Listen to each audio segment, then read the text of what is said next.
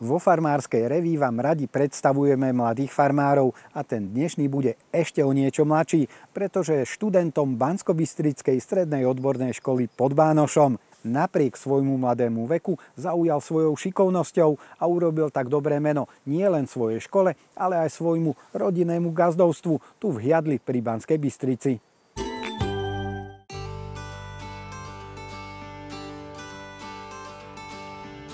Dominantou dediny Hiadel je divoký kozí chrbát. V jeho žľaboch si niekedy starý sneh doslova počká na ten nový. Úzka dolina sa rozkladá okolo potoka a na mieste, kde sa trochu rozšíri, sa nachádza rodinná farma Lipa. Práve tu vyrástol aj hlavný hrdina našej dnešnej reportáže, stredoškolák Emil. Čaute, volám sa Emil Lipa, študujem na strednej odbornej škole pod Bánošom a dneska vám ukážem svoj deň na gazdovstve. V lani vydavateľstvo Slovenský chov v spolupráci s farmárskou reví vyhlásilo súťaž videí, ktoré mali posielať stredoškolskí študenti. Tieto potom sme prezentovali na internete a najviac pozretí zaznamenalo video práve Emila Lipu, ktorého v Chotári sa teraz nachádzame. Nachádzame sa v obci Hiadel, kde je naše gazdovstvo.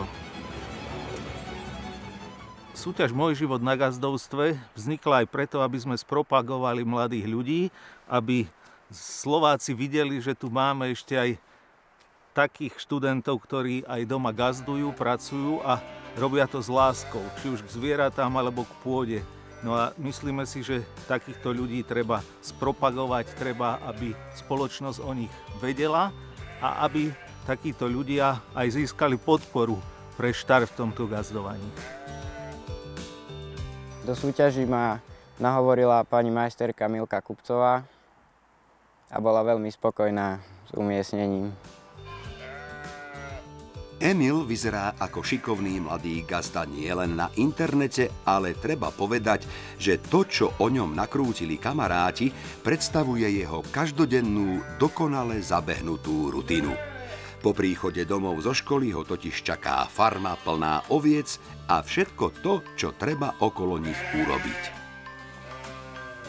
Salaš patril otcovi, od malička ma brával aj do strojov, aj k ovciam.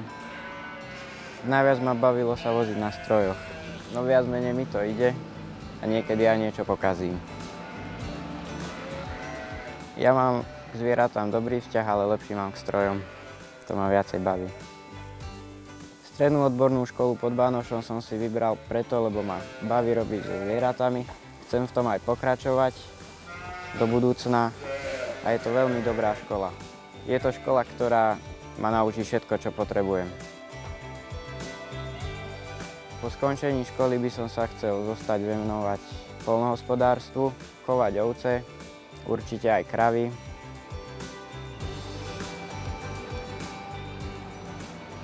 Moje podnikanie v tomto väčšom rozsahu bolo od 92. roku. Áno, a je to vo februári bolo 30 rokov, ako som to začal robiť. A teší ma jedna vec, že syn od mala, ešte to bol len malý chlapec a už sedel v traktore, dávali sme mu do traktora vankúš, prakticky sa vozil s krstným otcom, čo nám pomáhal. Dennodenne dokázal v tom traktore niekoľko hodín presedieť a odzrkadlilo sa aj na tom, že získal taký vzťah k tomuto podnikaniu. No uvidíme ako do budúcna, ale robíme všetko preto, pripravujeme farmu, aby zostal túto robotu robiť i naďalej, aby to mal kto pokračovať v tom. Má i dvoch súrodencov, ktorí mu môžu v tom pomôcť. Spoločne vlastne celá rodina sa dokážeme postarať o gazdovstvo svojpomocne sami. Vieme sa navzájom aj zastúpiť pri niektorých činnostiach. Veľmi nám pomáhajú vlastne aj deti. V podstate, keď napríklad my s manželom niekde ideme preč, tak vedia nás zastúpiť pri krmení jahniat, pri krmení oviec, vedia si doviesť balík, takže vieme si navzájom pomôcť, aj si musíme. a vlastne bez tej spolupráci vzájomnej by sa nám veľmi ťažko fungovalo. Emil nám vlastne veľmi pomáha už od malička. Vlastne od tých svojich prvých krôčkov, ktoré začal robiť, tak vlastne vždy chcel byť pri otcovi, vždy ho chcel nasledovať, chcel robiť to, čo robí on. Takže v podstate v tých strojoch vyrastal a veľmi nám pomáha, pretože v podstate dokáže manipulovať so strojmi všetkými. Počas sezóny, keď pripravujeme krmivo, tak je nezastupiteľný. To sú vlastne celé hodiny v traktore, robí vlastne všetko od kosenia, cez zberanie a dostal sa vlastne už aj k výrobe syrov, takže keď je potrebné, tak príde a zastúpi nás. Videl, ako sa syry robia a vlastne už tie také, že akú teplotu treba dosiahnuť, to sme mu samozrejme vysvetlili a vie nás zastúpiť, vie tie syríky vyrobiť tak, aby boli fajné, dobré, chutné.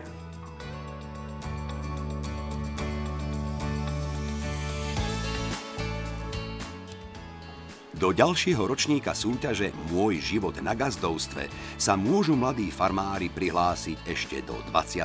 mája. Víťaz prvého ročníka bude mať v tom čase na svojej farme najviac roboty.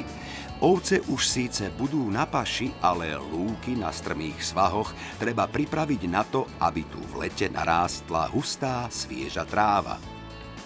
Emil už teraz dokáže otca vo všetkom zastúpiť a postupne, ak skončí školu, chce na seba prebrať za rodinnú farmu ešte viac zodpovednosti.